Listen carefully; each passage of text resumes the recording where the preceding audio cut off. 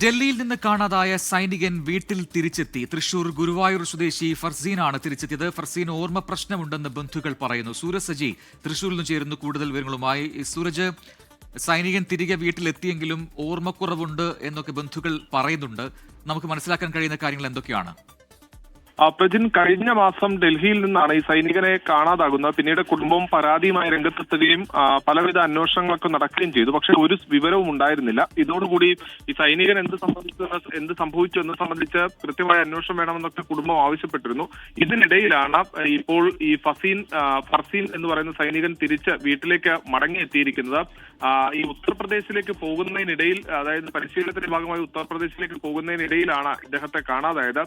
ഫർസീനുമായി സംസാരിച്ചപ്പോൾ കുടുംബാംഗങ്ങളോട് അറിയിച്ചിരിക്കുന്ന കാര്യം ബീഹാറിലേക്ക് താൻ പോയി എന്നുള്ളതാണ് പറയുന്നത്. യാത്രക്കിടയിൽ ചില സാധനങ്ങൾ നഷ്ടപ്പെട്ടു. അതോടൊപ്പം തന്നെ ഇദ്ദേഹം ചില ഓർമ്മക്കുറവും പ്രകടിപ്പിക്കുന്നുണ്ട് എന്ന് കുടുംബം പറയുന്നു. അതുകൊണ്ട് തന്നെ ഈ വിദഗ്ധ ചികിത്സ അടക്കം നടപ്പാക്കിയതിനു ശേഷം മാത്രമായിരിക്കും എന്ത് സംഭവിച്ചു എന്ന് സംബന്ധിച്ച് കൂടുതൽ വ്യക്തത വരികയുള്ളൂ. എന്തായാലും ഈ സൈനികൻ മടങ്ങിയെത്തി എന്നത് ആശ്വാസകരമാണ്.